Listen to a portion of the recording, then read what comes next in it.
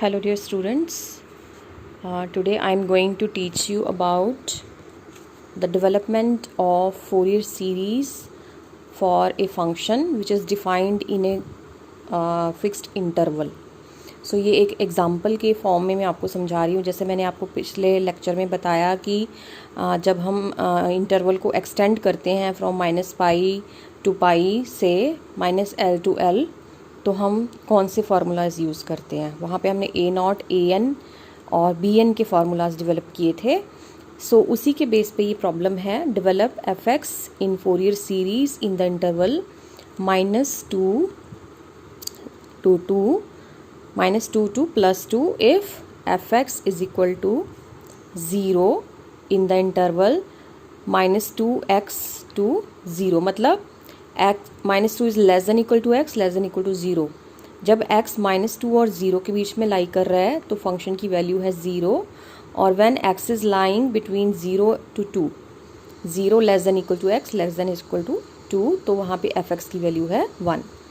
So start हमने कहाँ से करना है, गिवन फंक्शन जो डिफाइन किया हुआ है हमने सेम फंक्शन यहाँ लिखा। Now Fourier series is given as, इस इंटरवल ऐसे इंटरवल के लिए -L to L के लिए फोरियर सीरीज इस फॉर्म में लिखते हैं हम, a0 plus summation an cos nπx upon L plus summation bn sine nπx upon L। So a0 का फार्मूला आपको पता है, यहाँ पे L की वैल्यू क्या है, L इज़, देखो -L और L यहाँ है -2 and 2, तो L की वैल्यू यहाँ पे क्या है 2।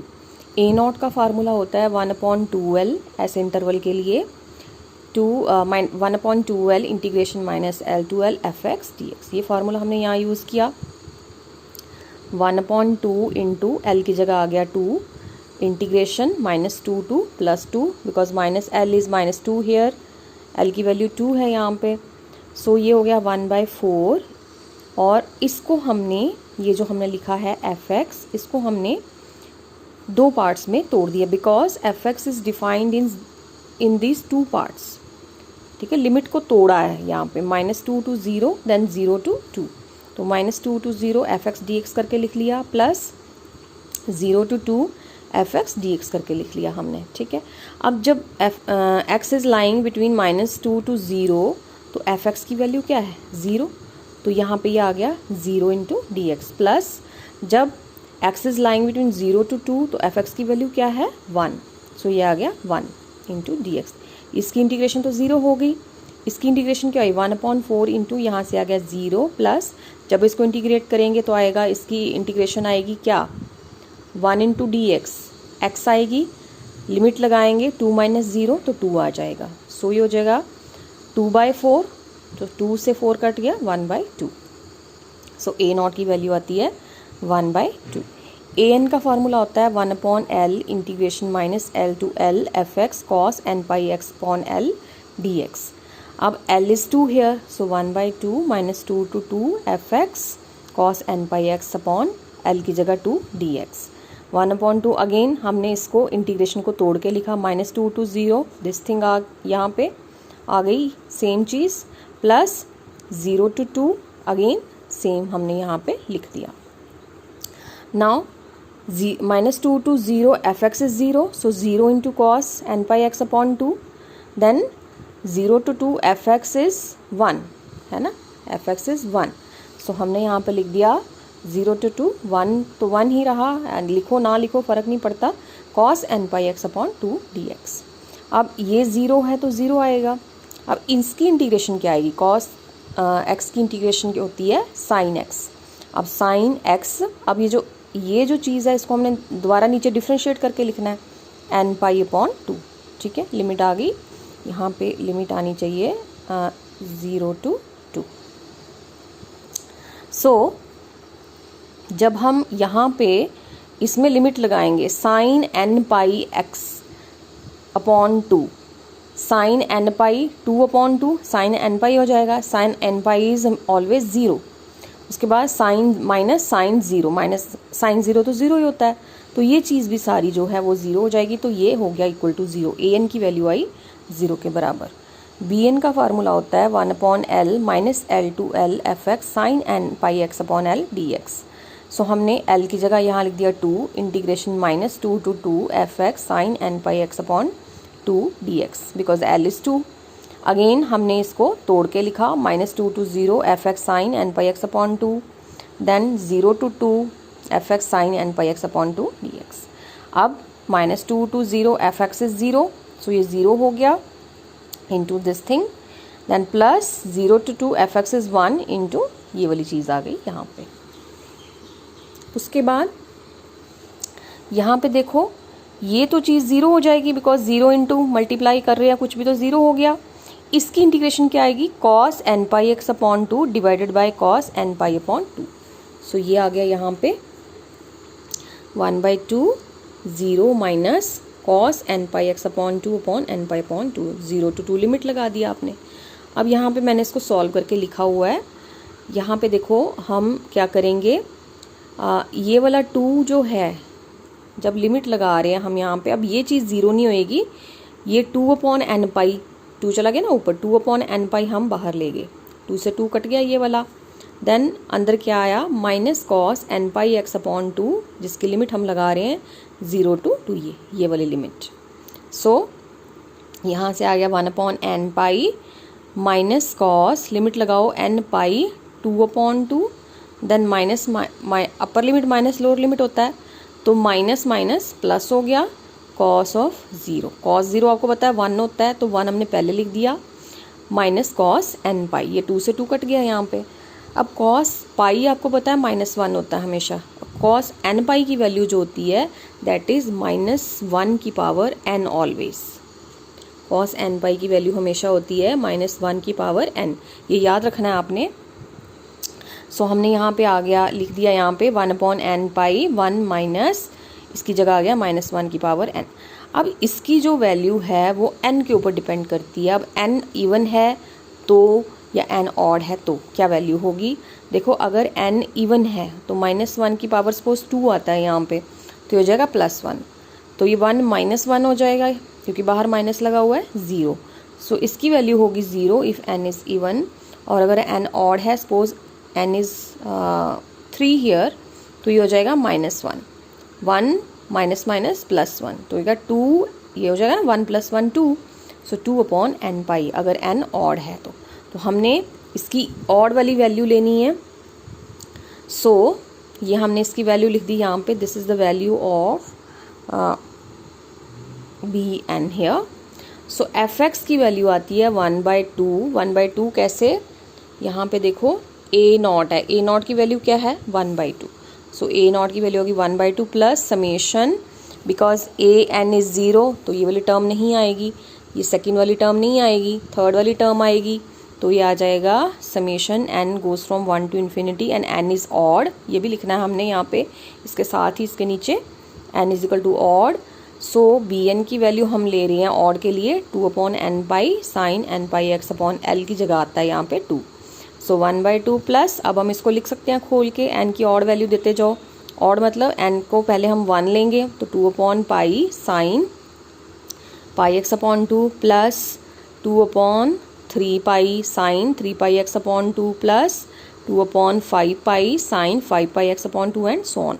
मतलब हम n की ऑड वैल्यूज़ लेते जाएंगे और लिखते जाएंगे। सो यहाँ पे सब में कॉमन क्या आ रहा है, 2 अपॉन पाई यहाँ से बाहर ले लिया, sine pi x upon 2 plus यहाँ से 2 अपॉन पाई लिया तो 1/3 साइन 3 पाई x अपॉन 2, यहाँ से 2 अपॉन पाई लिया बाहर तो 1/5 sine 5 pi x upon 2 and so on. तो ये आपकी सीरीज़ बन गई है इस फंक्शन, फोरियर सीरीज़ बन गई इस फंक्शन के लिए जिसको आपने डिफ़ाइन किया हुआ है स्टार्टिंग में, right.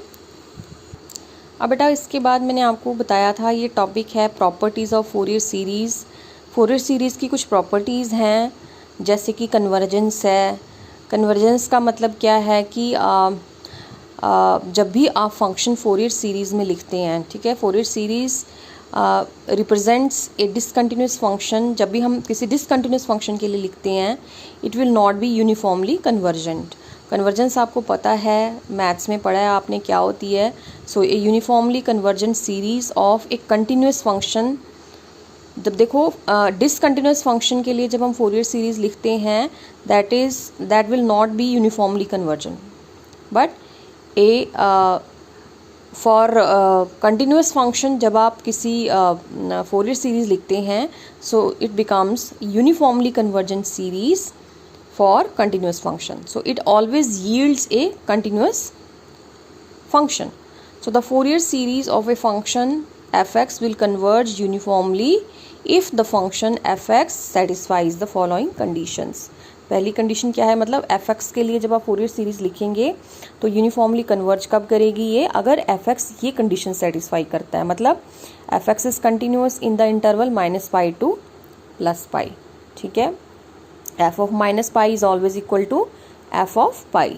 And third one is fx is sectionally continuous, sectionally या piece wise continuous, मतलब आपने इंटरवल को सब इंटरवल्स में डिवाइड कर दिया तब भी हर एक इंटरवल में, सब इंटरवल में fx जो है वो कंटिन्यूस होगा.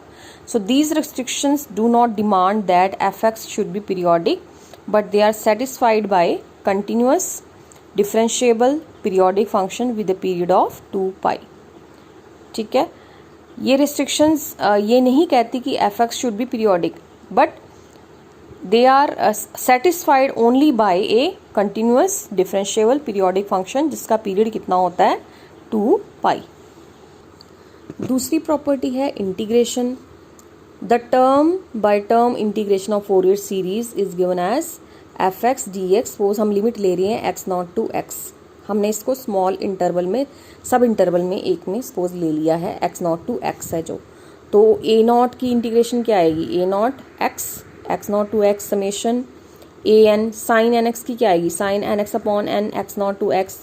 और cos की इंटीग्रेशन, cos nx की क्या होती है इंटीग्रेशन, ये आएगी sin, ये उल्टा लिखा है शायद, sin की इंटीग्रेशन होती है minus, let me check first.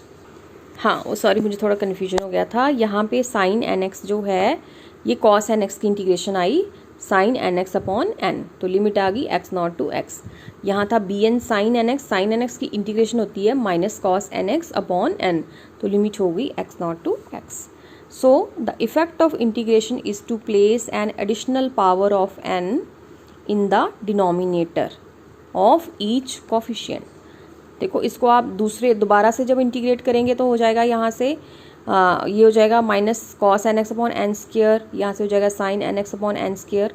सो जब भी आप इंटीग्रेशन करेंगे फोरियर सीरीज़ में तो हमेशा क्या होगा, it will add an additional power to N in the denominator.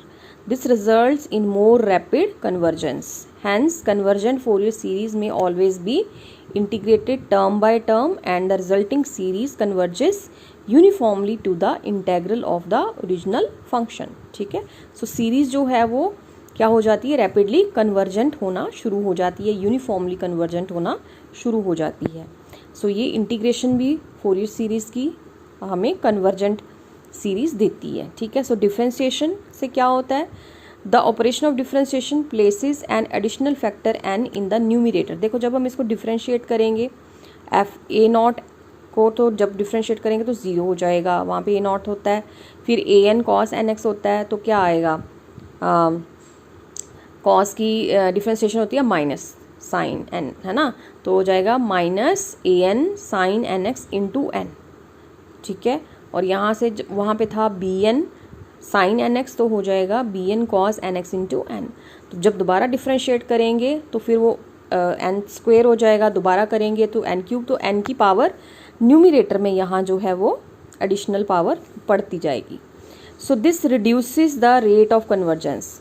जब डिनोमिनेटर में एन की पावर बढ़ रही है तो कन्वर्जेंस की रेट जो है वो इंक्रीज़ कर रही है, लेकिन जब न्यूमिरेटर में एन की पावर इंक्रीज़ कर रही है तो the rate of convergence reduces and may render the differentiated series divergent. तो उससे क्या हो जाएगी, डिफ्रेंशिएटेड जो सीरीज हो जाएगी वो कन्वर्जेंट की बजाय क्या हो जाएगी, डाइवर्जेंट. सो थर्ड ये वाली प्रॉपर्टी जो है फोर्थ वाली, ये दिस इज पार्सिवल्स आइडेंटिटी.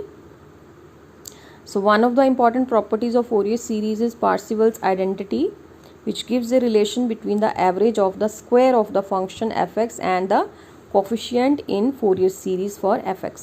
मतलब ये एक रिलेशन बताती है, ये एक आइडेंटिटी हम इसको बोलते हैं, लेकिन इसका काम क्या है, it gives the relation between the average of the square of the function fx and the coefficients in the Fourier series। वो कैसे, देखो आप जब समझोगे तो पता चलेगा। पहले तो हम Fourier सीरीज को लिखते हैं F X equal to A not plus summation A N cos N X plus summation B N sine N X, फिर मल्टीप्लाई करेंगे दोनों तरफ बाय एफ एक्स और इंटीग्रेट करेंगे term by term from minus pi to plus pi. So कैसे आएगा, देखो minus pi to pi F X into F X हो जाएगा, तो एफ एक्स का square A not integration minus pi to pi F X D X plus summation A N integration minus pi to pi F x cos N x D X, then plus summation B N minus pi to pi F x sign N x D X. ठीक है, अब ए not की value होती है 1/2 pi minus pi to pi F X D x. So हम इस 2 पाई को इधर ले जाएंगे तो ये इंटीग्रेशन की वैल्यू आ जाएगी minus pi to pi F X D x की 2 पाई ए नॉट। फिर ए एन की वैल्यू होती है 1/पाई minus pi to pi F x cos N x. So हम इस पाई को इधर ले जाएंगे तो integration minus pi to pi F x cos N x D x की वैल्यू आई pi a N.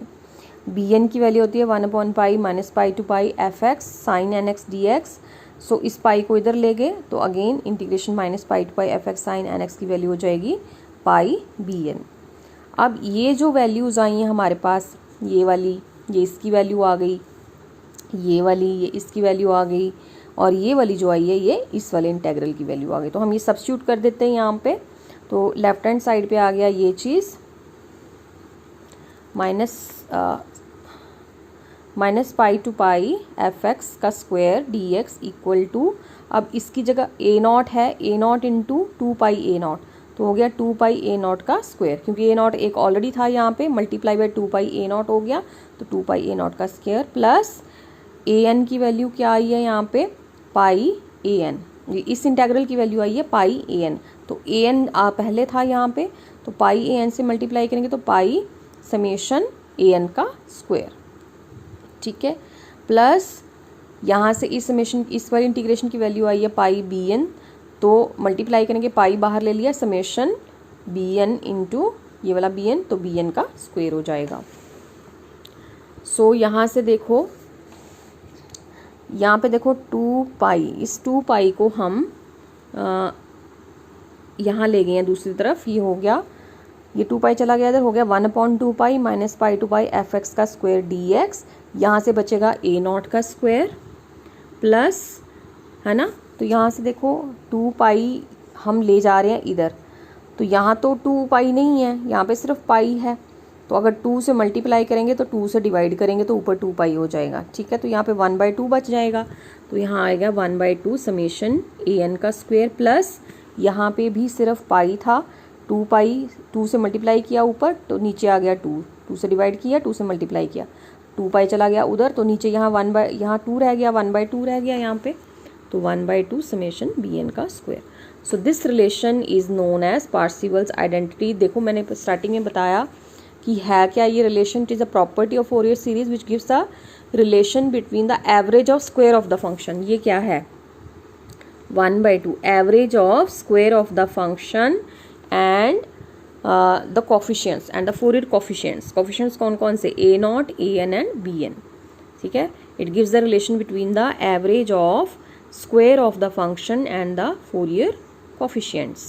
So this relation is known as Parseval's identity. I think आपको समझ में आ गया हो अच्छे से।